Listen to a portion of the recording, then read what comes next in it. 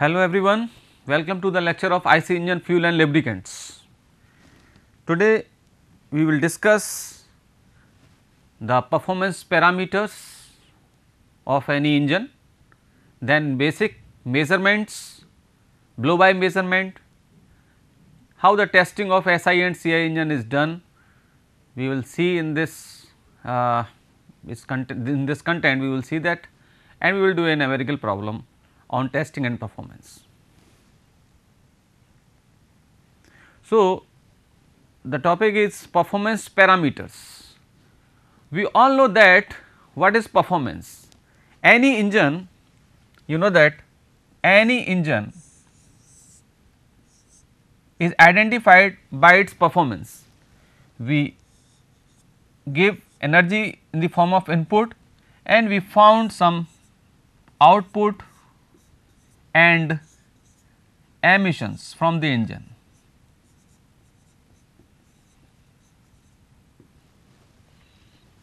Because you know that what is engine? Engine is a prime mover which convert input form of energy into output form. So, input form of energy is taken from the fuel as chemical energy. So, we convert the chemical energy into the useful form. So, how we will predict the performance of any engine? That engine may be SI engine, that engine may be CI engine. So, generally we use these terms. We have already discussed these parameters also, but not in detail. So, in this lecture we will try to discuss these terms and elaborate these terms. So, first term is very important, indicated power. You can see through this diagram that this is a cylinder, piston, connecting rod, and this is crankshaft. So, we got brake power from either SI or a CI engine. So, what happened here? The combustion takes place, fuel burned here inside the cylinder, between cylinder and piston, and what happened, because the fuel is burned. So, the suppose 100% fuel is burned. So, we cannot convert it, the 100% fuel energy into the useful form. We are able to convert a small amount, 30 to 40% we can convert into the useful form. Remaining 60%, 70% goes into some other directions. These directions are what happened, you know that when fuel burned, we got some expansion. With the help of the expansion, this piston is moves, and the reciprocating motion in case of reciprocating engine is converted into the rotary motion, and we finally convert into the brake power. So, what happened if we burn the fuel? So, what happened, many amount of the fuel goes into the wastage, like in cooling of the cooling of engine. So, some amount of heat energy goes into the cooling water or some other means. So, it goes, it is waste, but it is needed. We cannot make it 0. Why we need cooling? So, that the temperature, metallurgical condition of cylinder, piston, and all the components of engine remain in the limit. That is why we need some cooling of the engine, otherwise there will be thermal stresses in the engine, and engine will get damaged or it will fail, it will not complete its life. So, it is some part of energy from the fuel is going to the cooling of the engine. Some, you know that from engine there are emissions, and these emissions have some gases, CO, CO2, NOx, sulfur dioxide, some oxygen, some hydrocarbons.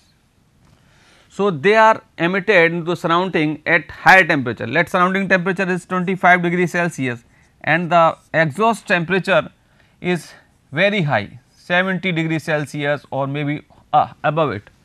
So, because of this 70 and this ambient temperature difference, there is energy is lost to the surrounding, that is called exhaust, energy lost in the exhaust. So, exhaust loss is there, some radiation losses are also there, and useful work is only the brake power, and some energy also lost in the friction between the mating parts of the engine also. So, first of all, indicated power. What is indicated power? Indicated power is net fuel energy used to push the piston at this end. Power obtained at this end is known as indicated power. Now, come to the brake power. Brake power is 2 pi n t by 60, where n is the RPM of the engine and t is torque developed at the shaft end. Mechanical efficiency is the ratio of brake power upon indicated power. Volumetric efficiency is air actually sucked at ambient condition upon swept volume of the engine, because we know that when piston moves, like this is TDC and this is BDC. So, piston moves in this direction, the fuel is sucked and the fuel outside the cylinder is at ambient condition, at certain temperature, certain pressure, certain humidity level. So, when it swept from this point to this point, it is inhaled by the cylinder. So, it is not necessary that the swept volume is equal to the air sucked, because that depend upon many parameters, humidity, temperature, outside pressure also. So, that is that part, air actually sucked at ambient condition upon swept volume of the engine. It cannot be 100%, but it is desirable, it should be 100%, but it cannot be 100%. Now, indicated thermal efficiency. Indicated thermal efficiency is the indicated power upon mass of fuel burn per unit time into its calorific value. Calorific value is lower calorific, we will take here lower calorific value. Then brake thermal efficiency. Brake thermal efficiency is brake power upon mass of fuel burned per unit time into its calorific value. Similarly, indicated specific fuel consumption is fuel consumed to convert 1 kilowatt of power. So, how much fuel is burned?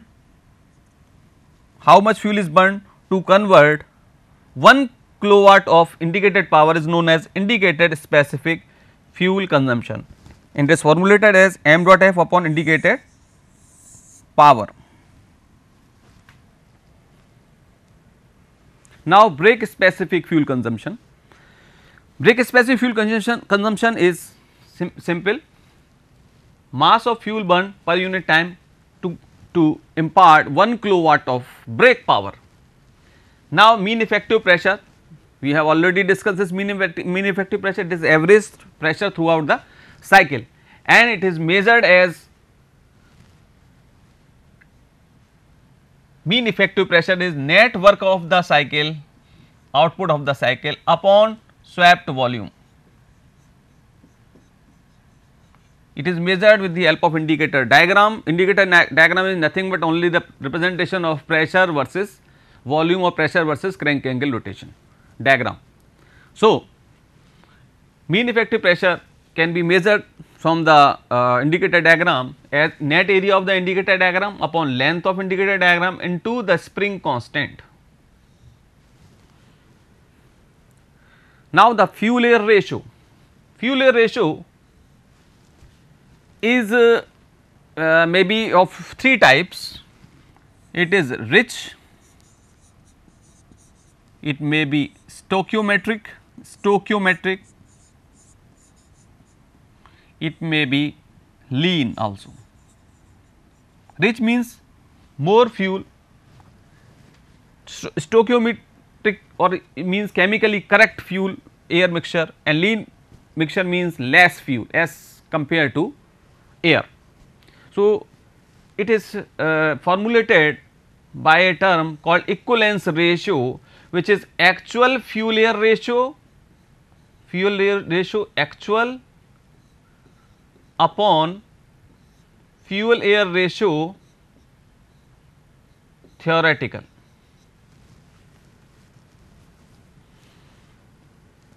So, it is a very important parameter. With the help of it, we can predict that the fuel air ratio used, either it is rich, stoichiometric or lean. If the value of phi is equal to 1, it means it is stoichiometric. If phi is greater than 1, it means rich mixture, and if phi is less than 1, it means it is lean mixture.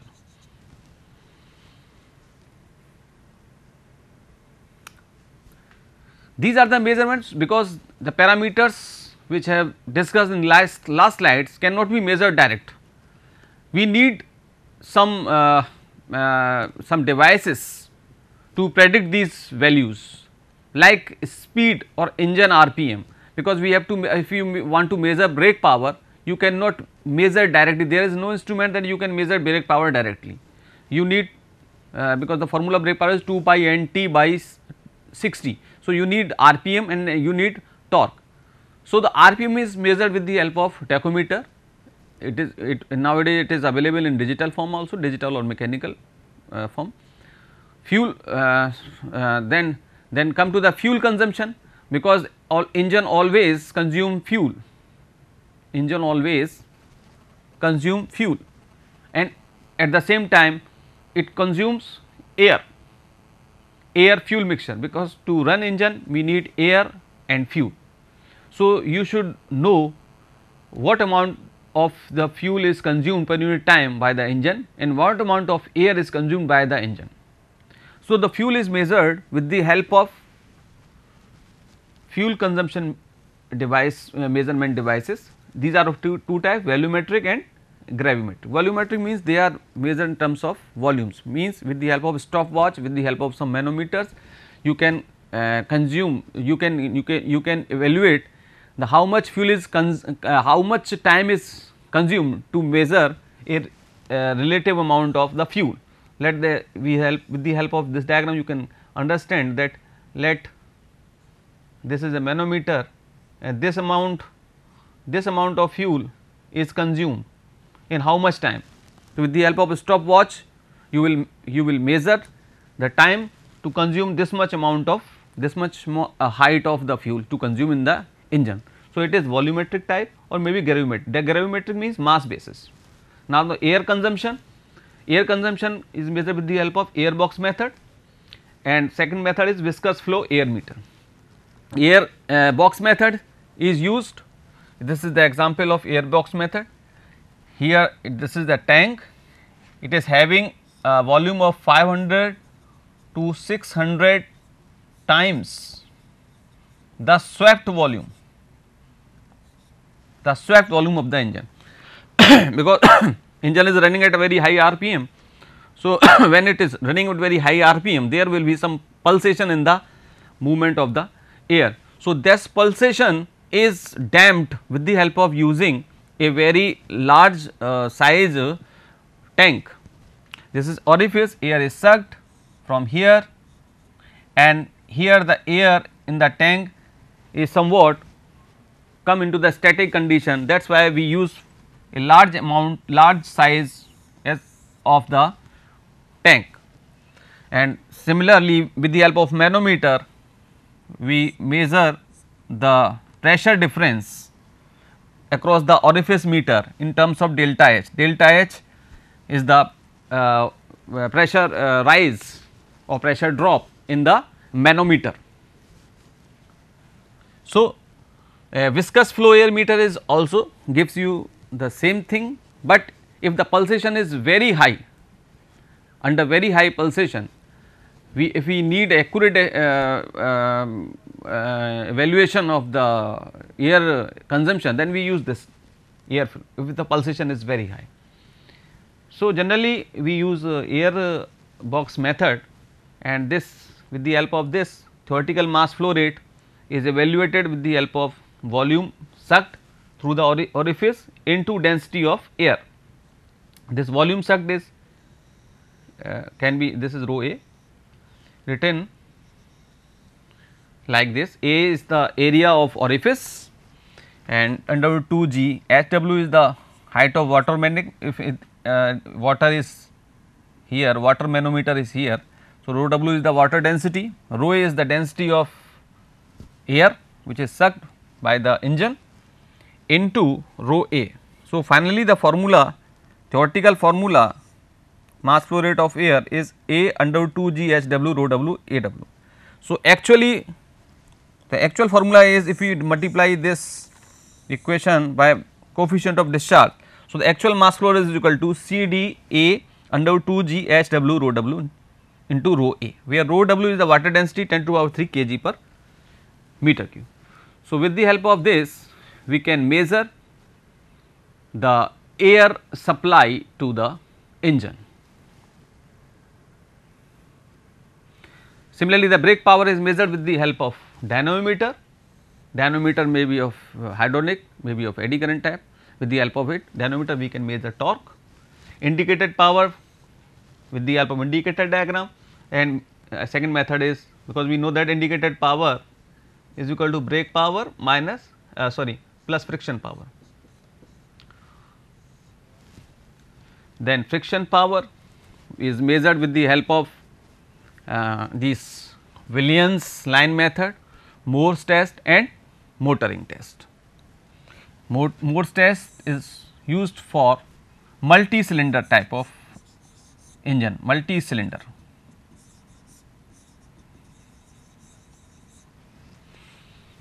So, with the help of these methods we can use friction power also. And second method is difference between IP and BP. You measure IP from indicator diagram, you measure brake power, you can measure brake power with the help of brake dynamometer. So, difference between IP and BP is known as friction power.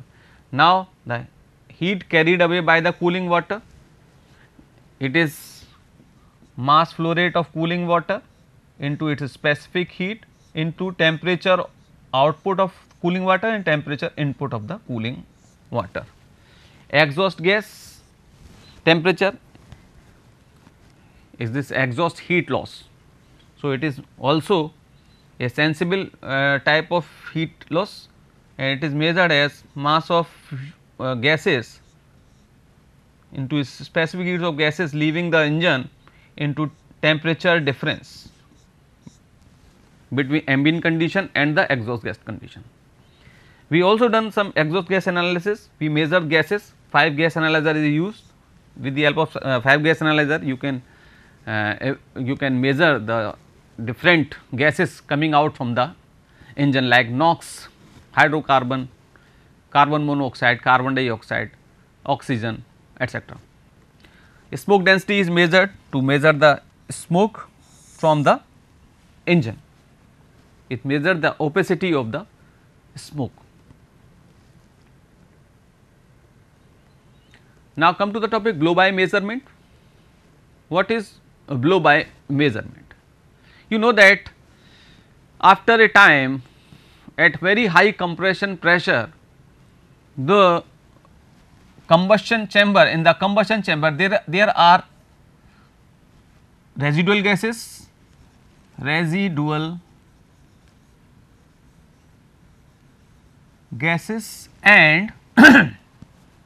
residual gases and air fuel mixture also.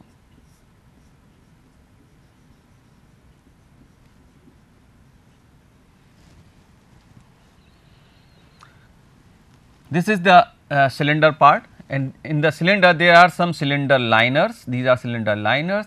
This is the piston part. This is cross section of any piston. This is piston, and in the piston there are some piston rings. So, at very high pressure there is a possibility that these combustion products as well as the fresh charge can leak from here. After a long run of the engine, these piston rings may get damaged. So, there may be some, or maybe if it is used at higher compression ratio also. So, the gases or the residual gases or the fresh charge may come out from the these space through the piston rings, and what it will do, they may, because if we see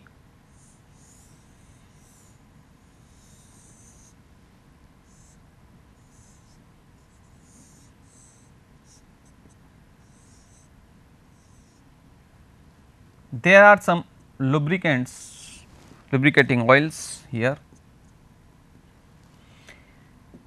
These are combustion products and the fresh charge also. So, these fresh charge as well as combustion products pass through this space and may get mixed with the lubricating oil at very high temperature. It damages the lubricating oil also, it contaminates the lubricating oil. So, blow by is the escape of unburned air fuel mixture and burnt gases from the combustion chamber. It passes the piston rings and into the crankcase, and result is the contamination of lubricating oil, and it is measured with the help of a sliding tube device. Here this is the sliding tube type A and B. So, A and B are sliding tube types. Tube B can be connected to flow meter or gas meter to find the rate of blow by. So, with the help of it we can measure how much amount is leaving from the combustion chamber. So, blow by is not desirable in case of SI or CI engine.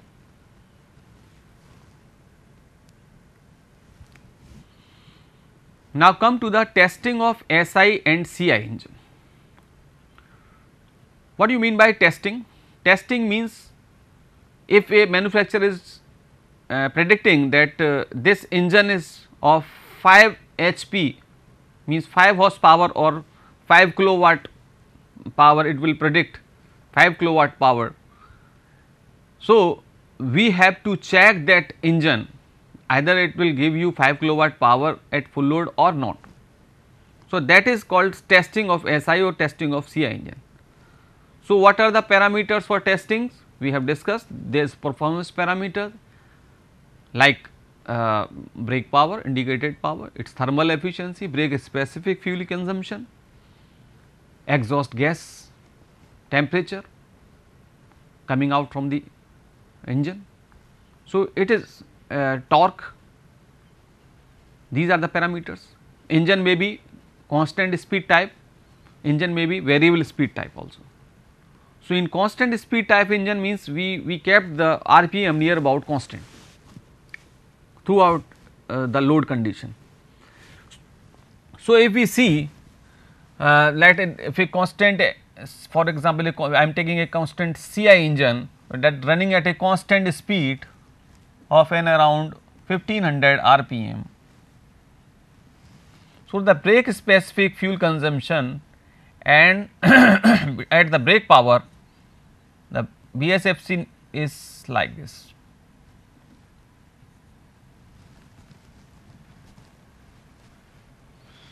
Similarly, the mechanical efficiency can be measured like this. This is for variable speed type of engine. Specific fuel consumption nature is like this. Indicated thermal efficiency, brake thermal efficiency, and this is for petrol engine. Similarly, for the diesel engine, the torque variation with respect to the RPM, the brake horsepower, brake mean effective pressure variation, specific fuel consumption. So, testing means either that engine follows the required behavior as declared by the manufacturer.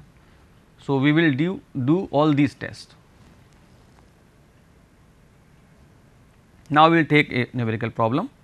I am reading the problem. The air flow to a 4-cylinder 4-stroke petrol engine is measured by means of a 7.5 centimeter diameter sharp edged orifice. Coefficient of discharge is given to you. During a test on the engine, following data were recorded: bore 11 centimeter, stroke 13, engine speed, brake power, fuel consumption, calorific value, all are given to you.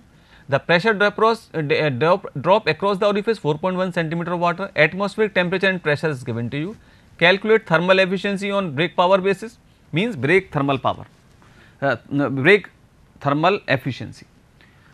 brake mean effective pressure, volumetric efficiency based on the free air conditions. So, we know that from the formula brake thermal efficiency is brake power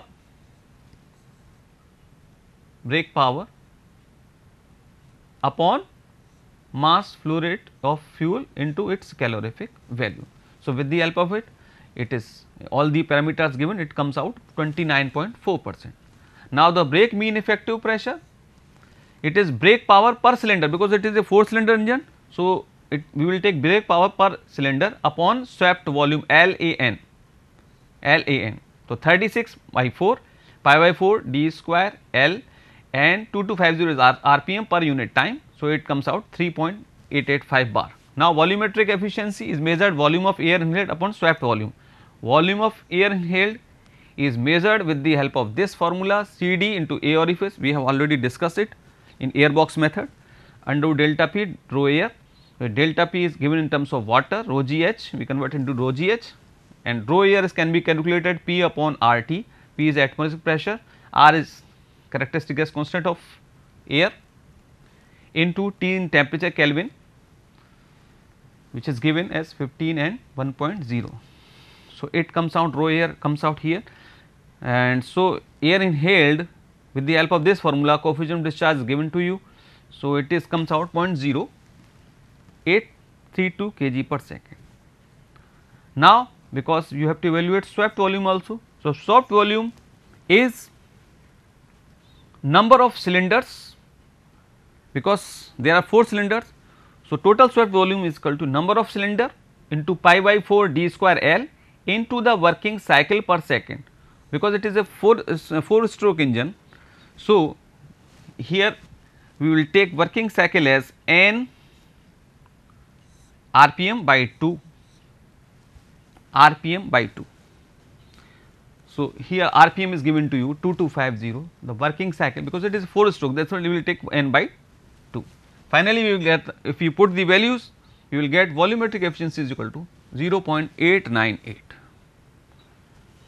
So, today we have discussed about the testing and performance of any SI or CI engine, what are the parameters which are used to predict the behavior of any engine. We have also discussed the blow by measurement, and also we have done a numerical problem on that. So, this was all about for this lecture. Thank you so much.